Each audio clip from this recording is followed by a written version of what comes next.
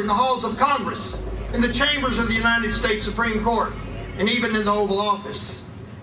It is in vain, sir, to extenuate the matter.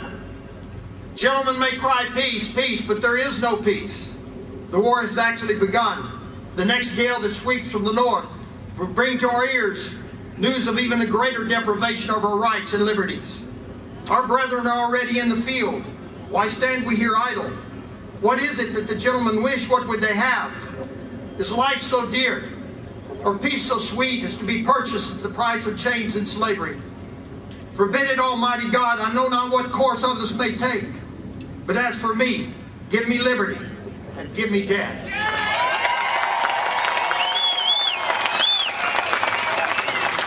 Ladies and gentlemen, we need that sort of resolve today. After today, may you go forth, armed in the holy cause of liberty, to fight for that country and that Constitution which has made us great. You won't be fighting for me, you won't be fighting for yourself, you'll be fighting for our posterity and our heritage.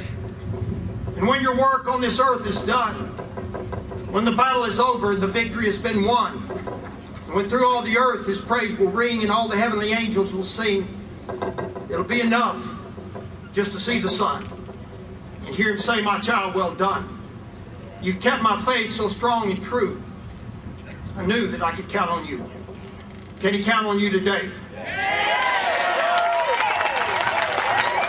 May God bless you. Bless the state of California and the United States of America. Thank you.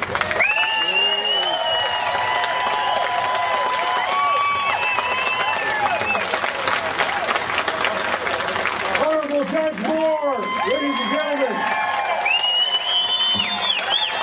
I gotta say, it's an incredible pleasure and privilege to know that men and women like that exist in public office around this country.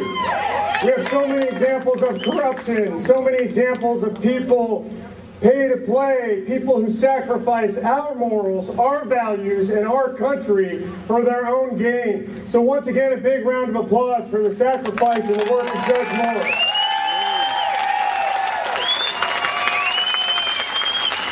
You know, we've got a lot of friends here in the Sacramento region, the greater Northern California area, and down into Central California. I know you guys have come from all over the... Thank you for being here. Thank you for taking your time, your weekend. Thank you, Jenny, and for all of the volunteers who made this possible. Hello, hello, Sacramento.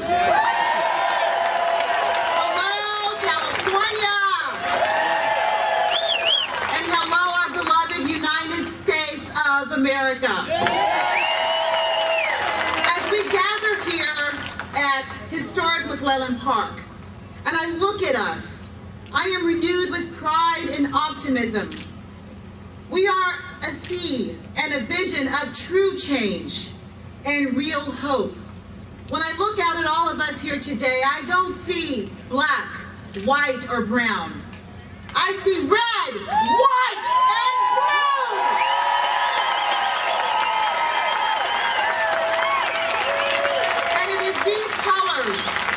These colors that have reminded us that for too long we have been asleep and comfortable on our past for successes and complacent in our livelihood, and that we've been stirred awake by an uneasiness and an insecurity.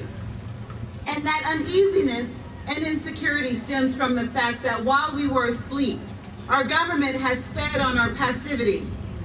And as my grandmother said way back when, our government has gotten too big for its britches. And so we come here today, not simply because of one man or one law. We are not here because of one single event. We are here because our souls told us that we must be. A culmination of unfortunate events and false hopes have stirred in us a sense that we are the ones we have been waiting for. Yeah. And we will no longer sit by in silence as our government spins our children into submission and taxes us into serfdom and slavery. And finally, we will no longer sit and cool our heels or wait for the one or anyone to tell us who we are and who we ought to be, what we cannot and can drink, eat, do, say, and drive.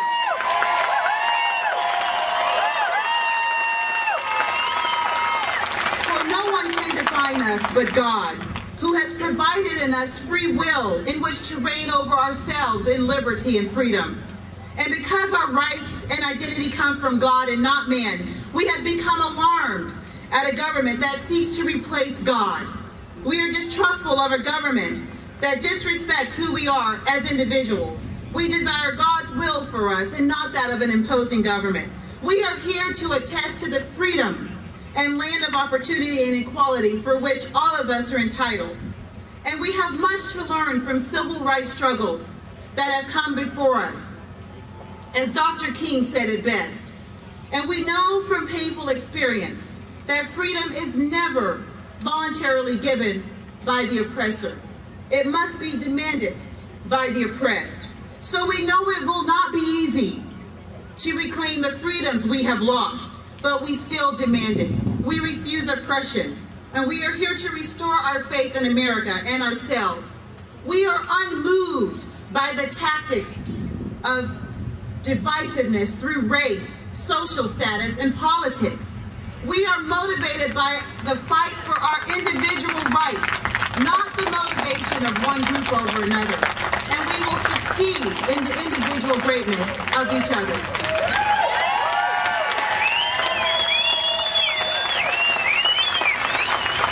Where this Tea Party began, out of frustration of a bloated government and a cup runneth over in debt, let it continue forth as a restoration of truth, humanity, and grace. The truth is that we must restore America back to her greatness and her sisterhood and her humanity so that we can have faith in this country again.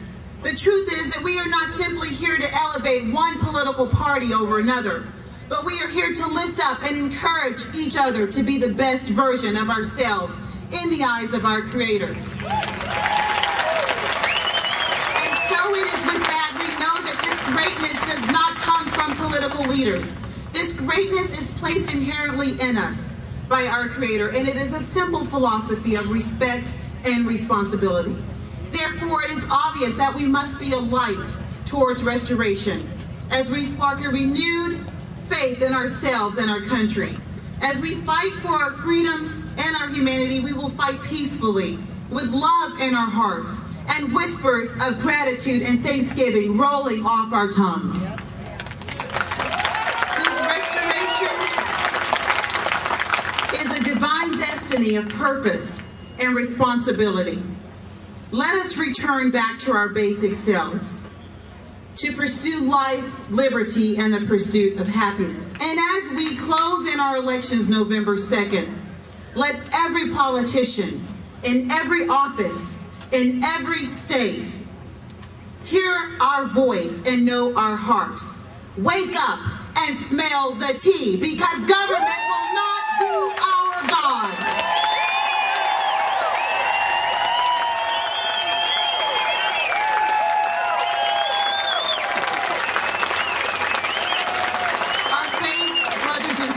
Was never lost. It's never been lost. It was only buried in a fog of external expectation. Let's renew our faith and our will and our purpose in God, and we will find our redemption in Him and our reward in each other.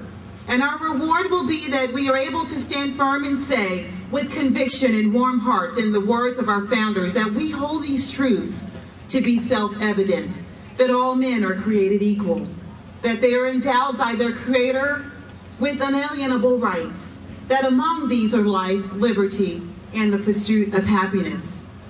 That to secure these rights, governments are instituted among men, deriving their just powers from the consent of the governed.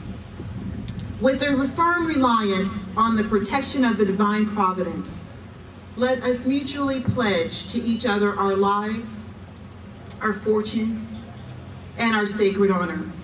God bless you. God bless our soldiers.